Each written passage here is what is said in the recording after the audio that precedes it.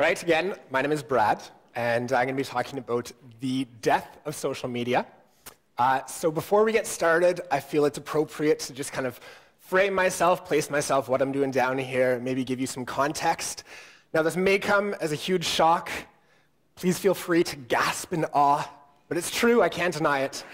I am a mega, huge hipster. Very true, very true. I can't deny it. For those of you who may not know what a hipster is or how to define hipsterdom, please allow me to serve as the general epitome of hipsterdom, of what a hipster is. So let's start. Just some general things about hipsters. Phenotypically, I look like a hipster. The thing that stands out the most, ironic facial hair, nose ring. Looks like I just rolled out of bed. I didn't shower. Granted, that's true, but I wear cardigans and plaid shirts. I'm an art history student. I think that's pretty hipster. I'm only taking 3 classes this semester, which is nice. So I'm taking Art of the People of the Northwest Coast, I'm taking Creative Writing, and I'm taking Existentialism, of course. I'm only taking these 3 classes because I also work. I work part-time as a barista, of course. I also work part-time as a web guru and a communications expert for a department here on campus. And I have these jobs in the reduced course load so that I can live on the drive. And I live in Commercial Drive in East Van. I don't go anywhere without my moleskin. I have a Mac. And I blog. Granted, I blog for the Terry Project, but still my blog posts have been about design. And font choices, a little Helvetica there, ladies and gentlemen.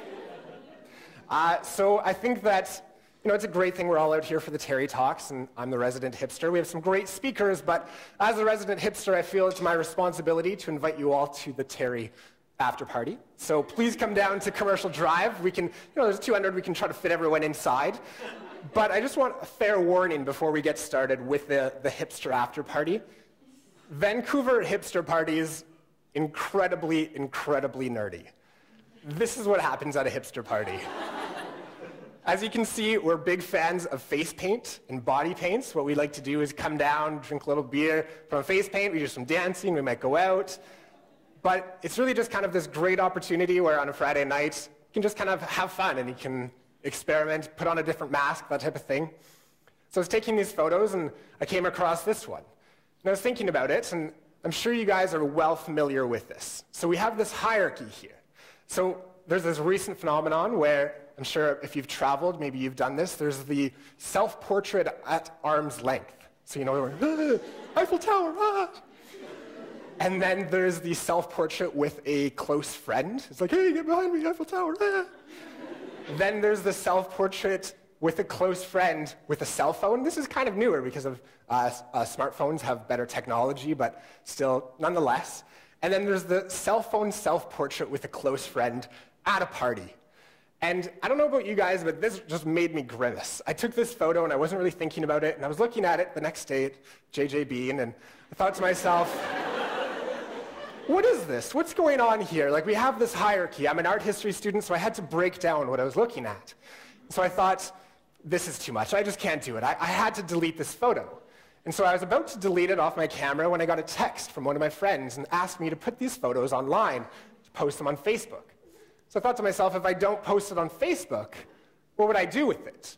And for that matter, as a philosopher, I said, if a photo isn't liked on Facebook, does it really exist? So I started thinking, what is it that we're doing online? And what is Facebook? What is my generation trying to do with our online lives? For that matter, what is Twitter and what is YouTube? So I was thinking about it, and I thought, so what if I didn't upload this photo to Facebook? But let's take it a step further. What if there was no Facebook? Now let's think, what if social media was dead? So I was thinking about this, and I just had this wonderful sense of relief. No more pointless Facebook updates. No more spamming, no more invites to have a farm, something like that. No more having to untag myself and compromising images before my parents may see them. Most importantly, no more malaise in seeing the xenophobic, racist, homophobic, and just downright malicious user comments that you get on YouTube videos. I'd be so much happier if I didn't have to see those. But then I thought, So on the one hand, we have Facebook and Twitter and YouTube. On the other hand, wouldn't Skype also be a part of social media? So I was thinking, I really could not live without Skype. I don't know about you guys, but I get through the week with the opportunity to connect with my parents, to be able to, catch up, say, hey, guess what I'm doing? I'm doing a Terry Talk. They can say, hey, we bought a new broom. And it's nice, we have this relationship. Granted, my parents were born before 1985, so they have this little technological gap, and most of our Skype conversations look like this. Oh, okay, here it is. Okay, can you hear us? Can you hear us now?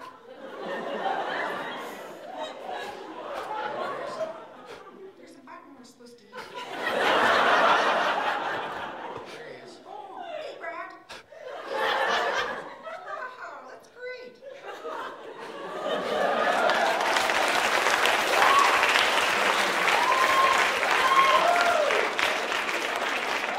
So I know this must be universal. I'm sure many of you have experienced these types of things. My favorite is how every time we talk, even though it's every week, it's a mini miracle. Oh, God, oh. It's just great. I just couldn't live without it. So I was trying to think. So on the one hand, we have YouTube and the malicious comments. On the other hand, we have Skype. So how are we going to define this idea of social media? If both of these, two things, one thing I hate, one thing I couldn't live without, if they're both part of the same thing, how would we define it? So as a good student, I turn to the one thing that we all turn to, our good friend Wikipedia. And Wikipedia tells us that social media is a group of internet-based applications that build on the ideological and technological foundations of Web 2.0 and that allow the creation and exchange of user-generated content.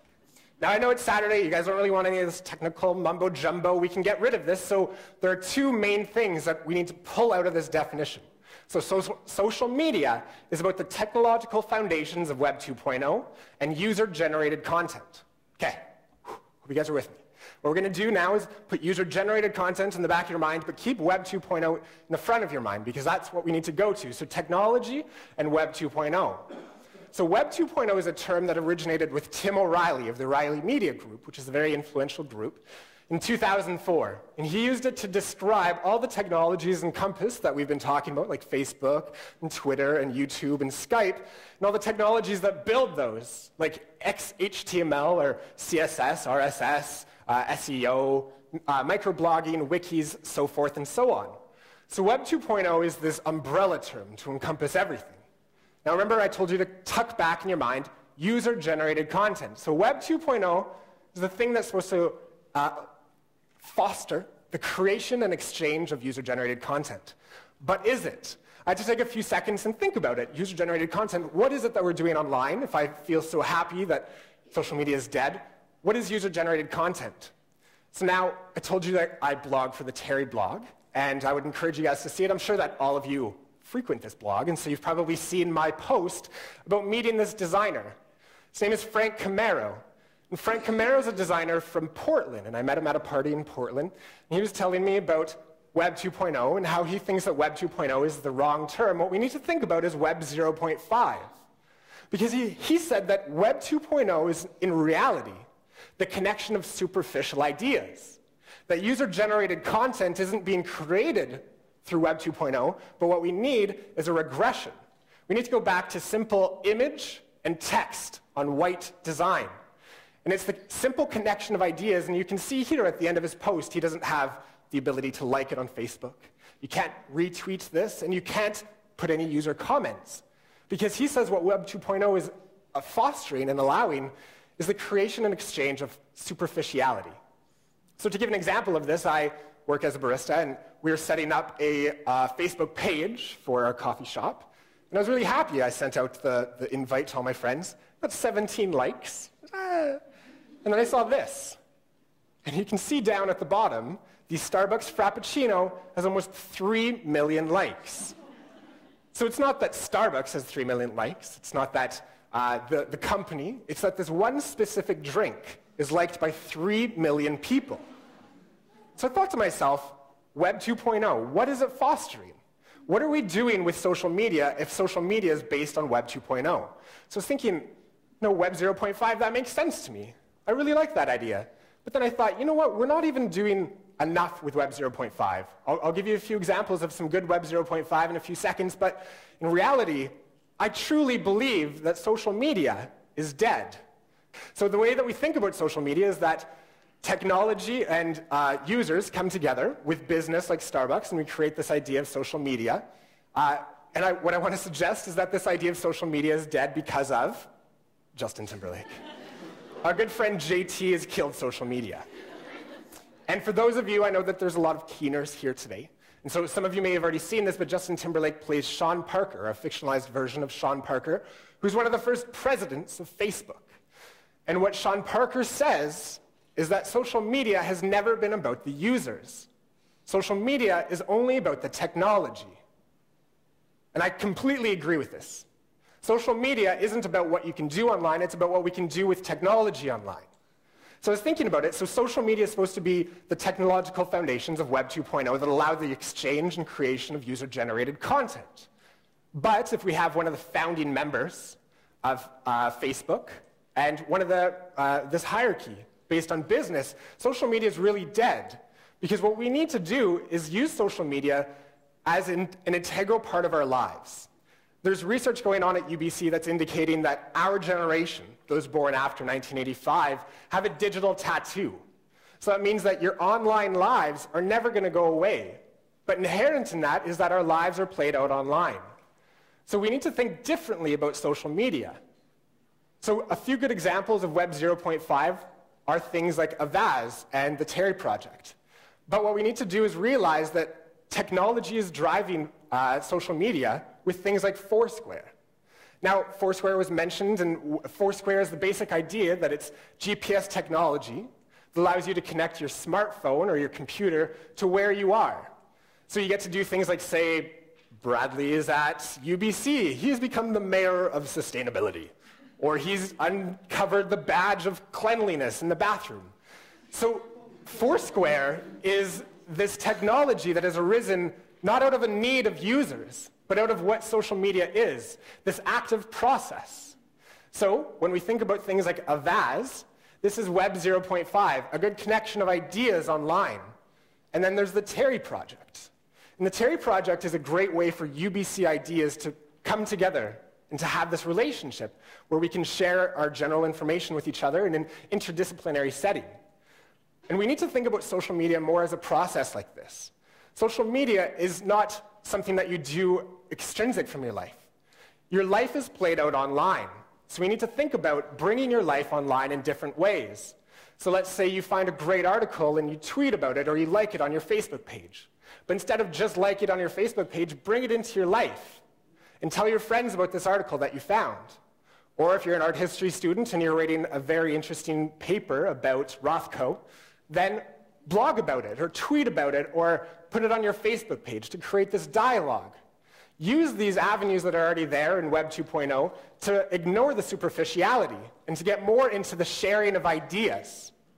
And so that's what I want to leave you with, is that our lives are played out online, and that if we bring our problems online, this can be successful, because those driving technology are end users themselves, and they want to see the benefit of social media in our lives. So you bring your problems online, and hopefully these problems will be addressed.